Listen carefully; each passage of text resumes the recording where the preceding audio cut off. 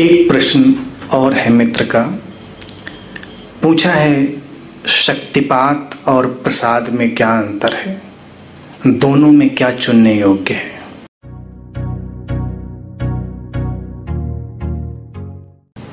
शक्तिपात और प्रसाद दोनों में अंतर है। चुनने योग्य प्रसाद ही है। शक्तिपात जो है, शक्तिपात उस घटना को कहते हैं जिसमें कोई व्यक्ति माध्यम बन सकता है और तुम्हारे ऊपर ऊर्जा अवतरित हो सकती है। तुम्हारे भीतर की सोई हुई ऊर्जा को कोई जागृत कर सकता है, उसे शक्तिपात कहते हैं। प्रसाद वो घटना है जब तुम अपने भीतर खाली हो गए हो और अस्तित्व की ऊर्जा तुम्हारे ऊपर उतर आती है। कोई माध्यम नहीं है, तुम्हारे ऊपर सीधे ऊर्जा की बरसात हो जाती है, वो प्रसाद है। प्रसाद चुनने योग्य है। और शक्तिपात भी उसी व्यक्ति के माध्यम से होता है जो अपने अंदर खाली हो गया है, जिसका अपना अहंकार, अपनी महत्ता का भाव गिर चुका है, जो पूरी तरह से साधारण हो गया है। वही व्यक्ति माध्यम बन जाता है, मीडियम बन जाता है। उसके माध्यम से अस्तित्व की ऊर्जा प्रवाहित होकर तुम्हारे भीतर प्रवेश कर जाती है। शक्तिपात और प्रसाद दोनों में तुम्हें ऐसा ही अनुभव होता है जैसे तुम्हारे ऊपर से ऊर्जा उतरती हुई नीचे चली आ रही है। जैसे ऊपर से एक तेज बरसात है जिसमें तुम डूब रहे हो, और जब अपनी ऊर्जा का जागरण होता है तो तुम्हें अपने भीतर से वो ऊपर उठती हुई अनुभव में आती है। जैसे एक नदी में बाढ़ आ गई हो, धीरे धीरे उसका तल ऊपर उठता जा रहा हो और तुम उसमें डूब रहे हो।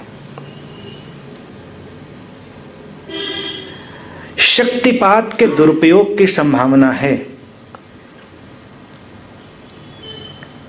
कोई व्यक्ति जिसे तुम्हारे जीवन में, तुम्हारे शोषण में रुचि हो सकती है, वो शक्तिपात का उपयोग करके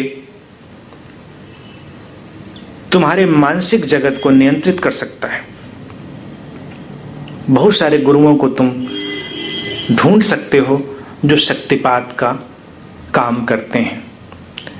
शक्तिपात की एक ही शर्त होती है कि उसका कोई दावा नहीं होता। अगर कहीं कोई दावा है, कहीं कोई घोषणा है कि मैं शक्तिपात करूंगा, मैं शक्तिपात कर दूंगा, तो वहां पर छलावा होगा, तुम ठगे जा सकते हो और उस शक्तिपात का नुकसान भी हो सकता है। तुम्हारा ऊर्जा शरीर अस्त व्यस्त हो सकता है,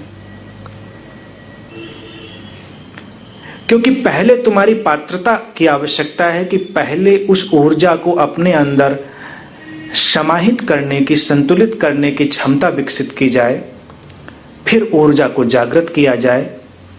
लेकिन अगर अचानक बाहर से कहीं से उस शक्ति का प्रवेश तुम्हारे भीतर करा दिया जाए तो थोड़ी देर के लिए सब कुछ अस्त व्यस्त हो सकता है।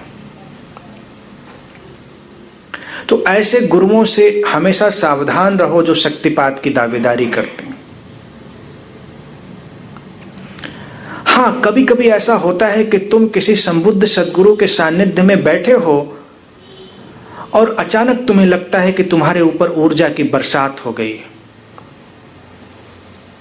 यह भी शक्तिपात है, लेकिन यह प्रसाद से मिलता जुलता है। यहां पर कोई प्रयास नहीं है, किसी ने कुछ किया नहीं है, बस तुम खाली हो गए हो, तुम रिसेप्टिव हो गए हो, तुम प्रेम पूर्ण हो गए हो और सामने बैठा जो संबुद्ध सद्गुरु था उसके माध्यम से अस्तित्व की ऊर्जा तो बही रही थी, वो तुम तक चली आई है। तुम अचानक ऊपर उठ गए हो, तुम्हारे भीतर कोई विस्फोट घट गया है। और जब ऐसा होता है तो तुम्हें लगता है ये तुम्हारा अपना ही अनुभव है, इसे तुमने ही घटाया है। तुम स्वतंत्र होते हो, तुम मुक्त होते हो। और जब कोई शक्तिपात घटाता है पूरे आयोजन के साथ, तो तुम उस व्यक्ति से बंध जाते हो। तुम्हें लगता है ये उसके माध्यम से घटा है और एक साइकिक स्लेवरी डेवलप होती है, एक मानसिक गुलामी पैदा हो जाती है। बहुत सारा अंधविश्वास, फैनेटिज्म इसी साइकिक स्लेवरी से जन्म लेता है। तो शक्तिपात की तुम फिक्र ही मत करो। क्या करना है शक्तिपात का?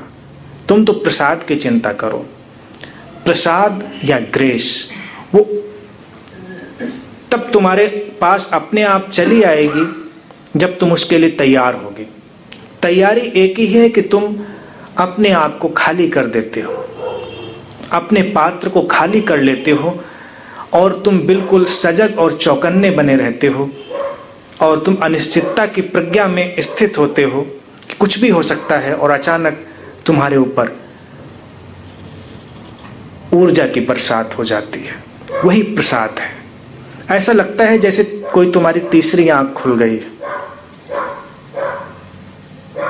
तीसरी आंख खुलती भी है, लेकिन यहां पर मैं प्रतीकात्मक कह रहा हूं। ऐसा लगता है जैसे तुम्हारी कोई अंतर्दृष्टि जाग गई है, ऐसा जैसे कोई द्वैत गिर गया है, जैसे वक्ता और श्रोता की दूरी मिट गई है। तुम एक हो गए हो, विभाजन नहीं रहा है, सारी डिविसिवनेस समाप्त हो गई है।